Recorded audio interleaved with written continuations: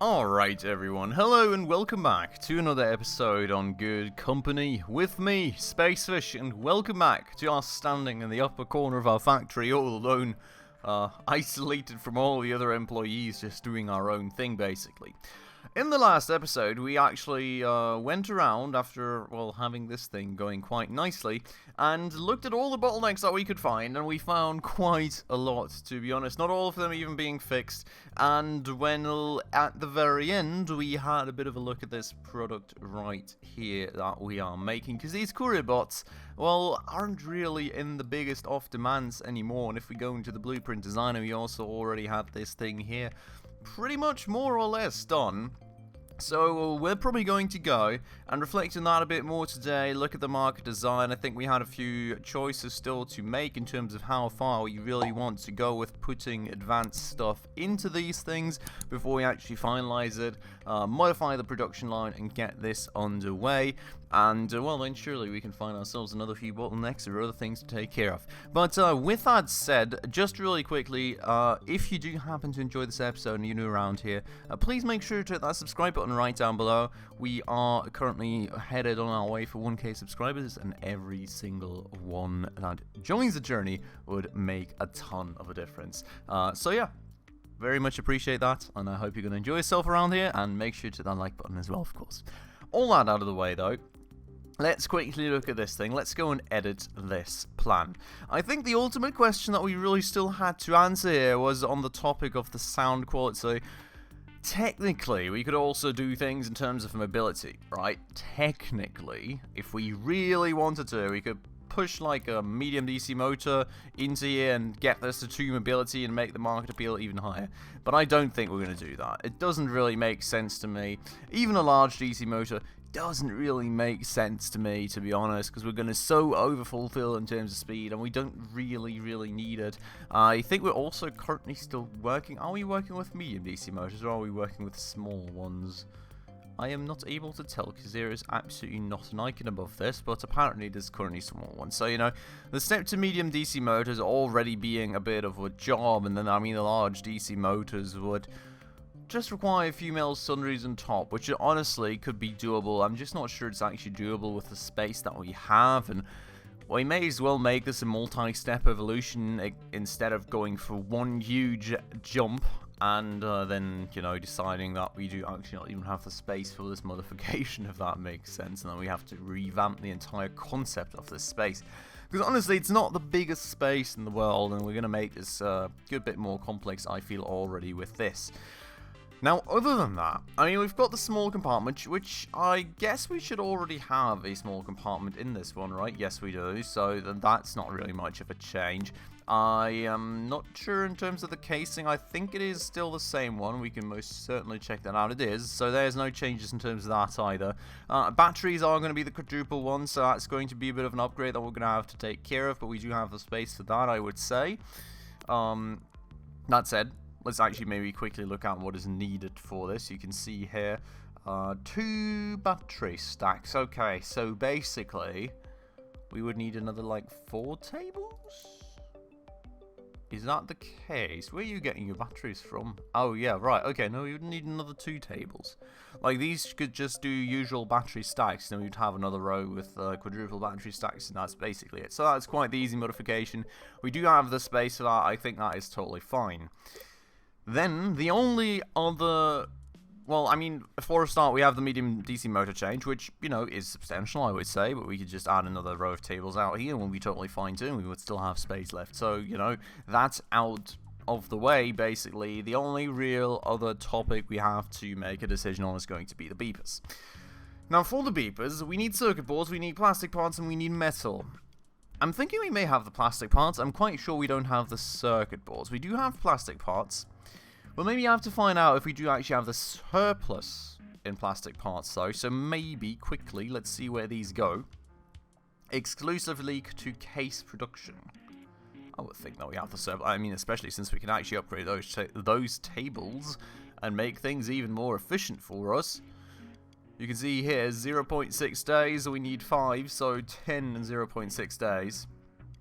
Which is actually what we're making with one of these. Interesting. Very interesting, to be honest. But yeah, so we're already way overproducing, and to be honest, we could upgrade that to 0.4 days, which would mean we would have 15 and 0.6 days, which would mean we would have 5 of a surplus, which would in turn mean that I think we should be able to supply the beeper production with 1 table too. So I think we could actually honestly take a whole table out of the equation, just upgrade the other one and move one person on to doing something else. Which sounds like the most effective thing to do now. The thing that we always have to keep in mind, right, and this was already an issue with the pipe cleaner production thing, is that in the end, the employees always have like pick-up times and moving times and everything, which aren't really quite accounted for in this, and it's kind of really hard to tell. So that's going to be a bit of a risk to actually keep in mind, which we would probably want some overflow for. So maybe we just want to keep the second desk just in case, so we don't accidentally create another bottleneck.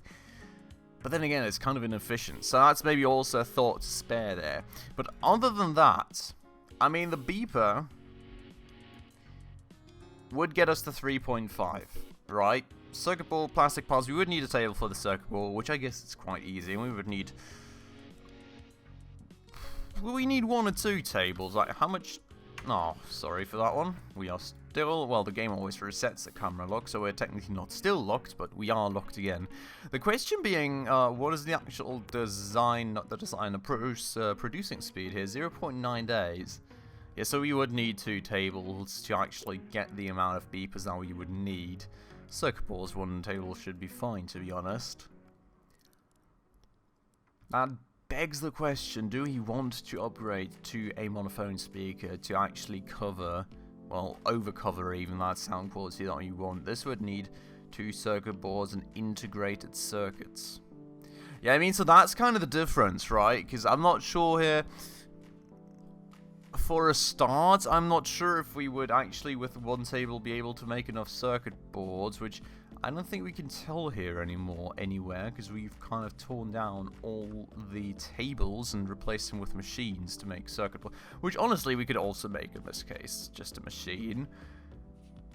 Kind of going to become a bit of a question with the space, but I think down here, if we get rid of some of these on top things and get rid of the shells subsequently, or you reuse them for something else, I think it's doable down here overall for space. So circuit boards wouldn't be the big issue. The thing is that we are already making the plastic parts, while we're certainly not already making the integrated circuits in this whole production chain down here. So how complicated can integrated circuits get for us is going to be the question. So if we have a quick look here at the components in the modules, we should be able to find that out here. I mean, it's 1 more production step. That said, I mean, it's going to use 5 plastic parts, so at that point we can definitely not tear down the other thing. I mean, I think we could squeeze it in. The question is, how much is it going to give us in terms of market appeal, and is that going to be worth it for the space that we use? Because honestly, if it isn't, we may as well just, you know, leave that space to, in future use, for like large DC motors or something, if that makes sense. So let's remove this. We're at 3.5 currently. If we go for monophone speaker, we're at 4.0. Max price 2460. 2340. I mean, that's quite the change, I'll have to say, right? I mean, it's like 100% more efficient than the other module in terms of price increase. It's a difficult call, to be honest, to make here. I mean, is 120 per product really worth it? Let's reflect on that for a minute. Is 120 per product really worth it for the extra investment that we have to make? Probably yes, to be fair. I don't see it not being worth it. Like, the thing is, even on the circuit boards, like, even if we would go for the other thing, I think we would probably still go for a pick and place machine, which is 40 grand, don't get me wrong, crazy investment for 120 bucks per product on top. But we would need it for the other one too. Because we do want to save those employee wages, and while it is going to take absolute ages, it is eventually going to pay off for it itself, right? Eventually. It's going to be a long while out, but eventually it's going to pay itself off, because there's just not going to be any employee wages attached to it. Then again, no, I think, honestly, I think the way to go is actually going with the monophone speaker. So let's go and do that. Let's go down here. Boop. And that is going to be design 4.0, 2,460 bucks. I hope that's going to do well for us. I hope that is going to be doing fine. In terms of naming, what do we name the other one? Curabot. Interesting. I guess it's going to be the Curabot Mark II then. Very nice and creative on naming, as usual. You all know how good I am with this one. And, well, there we go.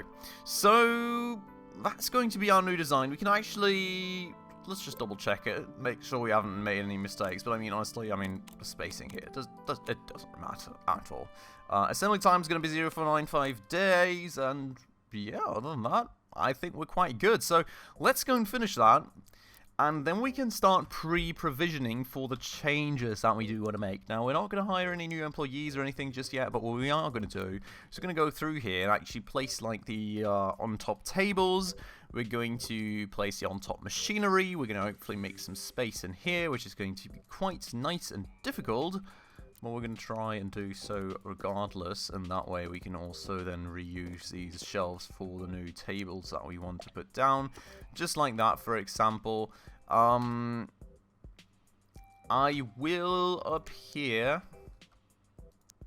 need some new mechanics workbenches, which I guess... Alright, the question is going to be... Technically, I do want a separate table for this, right? If I put this... not a separate table, a separate shelf.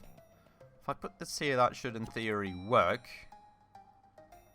Gonna make the route for my logistics employees a bit more difficult. No, actually, what we can do... Can we do this? Is there enough space in here? I suppose so, right? We need the mechanical parts, which are already flowing in anyways. We need the small DC motors, which are already flowing in anyways. And then we need a spot for the large DC. We could just move this to over here and use the same shelf, to be fair. Let's do that then. Boom. Okay, so that's basically where we're then going to be making the medium DC motors. Nice and easy, honestly speaking. I like that approach. So that's going to be that part done. That means we've got some space over here remaining, which, you know, won't hurt. These guys out here are going to make the quadruples. I'm going to leave these in doubles for the time being until we actually make the swap over to the new product, so that can all still keep running. This out here, I suppose we can quickly remove the metal sundries. We're going to move all these things here to the side for the time being. I do still want to get these empty, and we're going to get to reuse them and something eventually, I'm quite sure. But for the time being... Can I maybe move a few of these metal parts that I now have in my inventory somewhere else, where they're required more and also, you know, potentially a bit more useful? I'm gonna go and spread that out here real quick. Not really... I don't know. Don't really have a crazy overhang, maybe? No, I cannot put that anywhere out there. This thing is quite full, to be fair. Which also means that that doesn't work. Can stack a few of these screws or mechanical sundries in there, I guess, and we can maybe get rid of a bit more. Wow, I mean, it's like 3 space for 3 gears. But yeah, I mean that's gonna have to be about it. We're gonna try and, you know, make some space over time, basically. That said then, that should hopefully mean that we do now have enough space for that machine down there, which we're going to go and put a pick and place machine first things first. And that is beautiful. We do need to leave the space for it to be accessed, even though it doesn't really need to be accessed. So I guess we're going to put this way around instead here, which could mean... No, actually, given that it's placed right up against the wall... Okay, so that means that this stuff is first and foremost going to have to go. Ooh, maybe we're going to stack things up against the back of these shelves for the time being. Okay, so The way that this is going to be stacked up against the wall means that we are going to need a quarter shelf, basically, so that that can still be accessed by our logistics employees, as we don't really want to waste any space out here. We are going to use an automated retrieval segment, just like that. We're going to have to move this thing one further out so we can actually pull that conveyor out properly.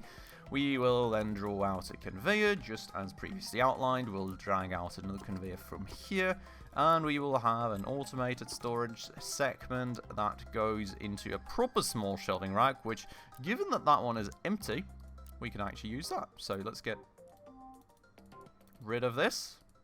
May I? Can I? Must I? Yeah, so that's weird. Cannot remove that metal, whatever I'm doing. So I guess the approach will have to be instead, don't we just trash that useless thing. Actually, maybe let's double check that here. Okay, this one works. I'm not sure what was wrong with the other. But that said, we're just going to go and get a new small shelving rack then. Place that out there. Set this thing to circuit boards. And, yeah, I mean, then we're basically just going to have to see what we're going to have to input here. So we're going to use plastic and metal. We're going to grab 10 of each. Just like that. And then we're going to, of course, also have to kind of pre-design an in. What is that? Why is there mechanical parts in that pallet? Why in the world is there mechanical parts in this pallet right there? It doesn't appear there's any logistical connection, so that must have happened earlier down the line, I suppose. So we're going to grab those off of there, because that's totally not where they belong. I'm going to try and spread those amongst here as good as we can, I guess. But yeah, that's suboptimal, to say the least. We are instead going to go and first things first, actually increase how much we want here. Does that even increase our buy order? It does, okay. We're going to increase how much we want there of everything. We're going to go and grab this and that. Going to pull that out to there. And we're apparently going to leave that at one stack because this thing being in the corner shelf as well, due to the way that conveyors work in this version of Good Company, does unfortunately mean that we cannot really get 2 stacks of everything, which would be the ultimate goal, but that has to be the way that it is. This thing's going to go make the circuit boards. The storage machine is going to go store away. Then we have some other useless stuff in this shelf, and then we have some nice circuit boards, which we can then use for the beepers that we wanted to make. And this is kind of where I start thinking that I really want these frigging shelves out of the way. So what we're going to do with them, I'm not quite sure, to be honest. But what we can maybe consider doing in general would be to go and cry because my space concept is absolutely turning into word that I cannot say on YouTube. We're gonna have to think about this for a quick minute, honestly. So what we're gonna want to do is we're gonna want to make some beepers. Where we're going to make those beepers is going to be one of the bigger questions of the day. I think probably out here. And it's not actually beepers, it's going to be monophone speakers. Just to actually, you know, correct myself on that one, I guess. We are going to have to absolutely get rid of these useless shelving racks. We're going to stack them away in that corner for the time being. You know, just move them back and forth until they're out of sight and out of mind. Then we will have to find out what sort of table we actually need, and hopefully it's actually an advanced table that we can use for monophone speakers. Now you can see this only starts with polyphone speakers, so we will have to go for an electronics workbench to actually even be able to make these monophone speakers. One every 0.6 days, which, given that we've got an assembly time of 0.95 days, means that we do, of course, need those 2 tables that we were speaking about earlier. So that could be a bit of an issue, because it's going to block my logistics employees a bit more from moving back and forth, which, speaking of which, I should probably actually employ another 1 or 2 in this area, just to make sure that our logistics are going to be able to keep up with this mess that we are about to unfold. So, we're going to go and get monophone speakers going out here, for which we do already have the circuit boards, but we do not yet have the integrated circuits. For said integrated circuits, the first order of the day has to be upgrading that table. I'm not sure about this one, though, because, as I previously said, we should be able to make 15 every 0.6 days of these plastic parts. Now, we should only currently be utilizing 10 every 0.6 days. So that's kind of going to be the interesting question, because I think the monophone speakers, due to the way that integrated circuits work, actually need more plastic parts than what I was originally going for. And these shelving racks are honestly driving me crazy. Oh, I found the perfect spot for them. I'm never ever going to be having to use that space. That's great. So what we're going to do here for a quick second is we're actually going to go and see if we can make integrated circuits and an electronics workbench like that one. I'm going to stack that into the corner for now. We're going to see how much we actually need. When you're going to need 5 plastic parts every 0.4 days at max output, mind you, which I'm not sure if we do need max output. We kind of do. We kind of need more than even just max output, to be honest. Ew. Okay, so first answer of the day is yes, we do need 2 of these tables. Second point, though, is I'm going to need 2 of these tables. So that placement doesn't work. Could place things down here. I'm not sure if we can share that table like that shelf like that, though. I hope we can, most certainly. Also, we're making absolutely everything inaccessible to logistics employees, are we not? Well, technically, they can move through here, and then they can get to everything on this side or everything on that side. So technically, everything's still accessible, but it's still not an optimal design in the way that they have to actually go quite the long route to go where they need to. But it is what it is, I suppose. So yeah, I mean, this is suboptimal, to say the least. But it is going to be the way that things are going to have to work here. But I think that should be about everything that we need to actually get things rolling, isn't it? Let's quickly recap based on the blueprint. So, the casing is the same as we previously had, so we're not going to need any changes there. Small compartments are the same. For the medium DC motors, the only thing that we're going to need is the tables for the medium DC motors, which we have. For the monophone speakers, we're going to need the circuit boards, which we have through the machine. The integrated circuits, which we have through the 2 tables, and the actual tables for the monophone speakers, which we have. For the quadruple battery stacks, we are going to need a lot of plastic parts. And 2 battery stacks, which are the battery stacks we've gotten taken care of. The plastic parts are the worrying point here. The thing is, technically it's only 8 plastic parts a day. We should still probably calculate the amount of plastic parts that we have versus what we use right now before we actually... Where did we end up? I'm being abducted by the game, everyone. There you go. Okay, so let's try that. We are making 20. We're making 30 every 0.6 days. Let's calculate with 0.6 because I think that's what most of these have as a frequency. So we're making 30, right? We are using down here. Oh yeah, right. No, these actually use 0.4 days. Beautiful. So that's 10 gone every 0.4 days, which actually isn't quite the frequency that we need, to be fair. The frequency that we're going to need is going to be 0.6 days, so we're still going to count it as 10 for the time being, but keep in mind we should probably have, like, I think a good 10 remaining? Yeah? Is that a good 10 remaining every point? Yeah, I think we've got, like, a good 10. Okay. But yeah, so let's say that we then have only 15 remaining, which means that we have 10 here in use in those 0.6 days, which would mean that we only have 5 remaining. Now these things every day need 4, which means that we should be good, right? Yeah, I mean, with the slight overheads that we have due to these things being too fast for what we need, we are pretty much barely there. It's going to be a bit of... No, I think it's not even going to be a stretch. I think we are fine. Let's tell ourselves that for now. Alright? We'll see how that works out.